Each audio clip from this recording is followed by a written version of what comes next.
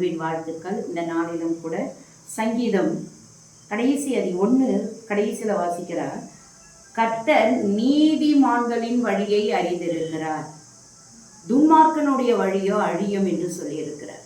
நீதிமான்கள் எப்பொழுதும் அவன் செழிப்பாக இருப்பான் இல்லை, கஷ்டம் கண்ணீர் கவலையோடு இருந்தாலும் ஆனால் அவனுடைய வழியை கர்த்தர் அறிந்திருக்கிறார்.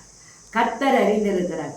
துன்மார்க்கன் மிக செழிப்பாக இருக்கலாம், அவன் எல்லாவற்றிலும் ஆசீர்வதிக்கப்பட்டவனாய் இருக்கலாம், அவன் எல்லாவற்றிலும் தேவனுக்கு பயப்படாதபடி அவன் தன் மனம் போல ஜீவிக்கலாம், ஆனால் அவனுடைய வழிகளோ ஒரு நாள் அழிந்து போகும் என்று ஆவியானவர் சொல்லுகிறார். இந்த இடத்தில் இந்த வார்த்தை இப்படியாக சொல்லுகிறது, ஒருவன் கர்த்தருக்குள் இருந்தால் அவன் என்றைக்கும் செழிப்பாக இருப்பான். கஷ்டங்கள் வரும், கண்ணீர் இருக்கும், ஆனால் அது சந்தோஷமாக அவர் மாற்ற முடியும்.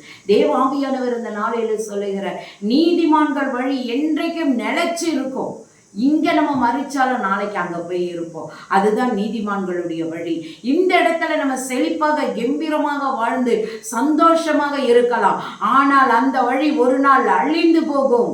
தேவ பயமில்லாத வழி அழிந்து போகும் என்று ஆவியானவர் சொல்லுகிறார். கர்த்தர் இந்த நாளிலும் கூட நாம் நீதிமான்களாக இருப்போம், கர்த்தருக்குள் நிலைத்து இருப்போம், தேவ அன்பை ருசிக்கிறவர்களாக இருப்போம். எவ்வளோ கஷ்டம் வந்தாலும் எவ்வளோ கண்ணீர் வந்தாலும் இயேசுவை விட்டு விடாதீர்கள். அவர் உங்களை ஆசீர்வதிக்கிறவர், உங்களை விடுதலை கொடுக்கிறவர். இந்த வாரம் நம்மளை ஆசீர்வதிக்கிற தேவனாய் இருக்கிறார். அவர் ஆசீர்வதித்து உங்களை எல்லா தீமைகளுக்கும் விலக்கி பாதுகாப்பார். ஆமென். அல்லேலூயா.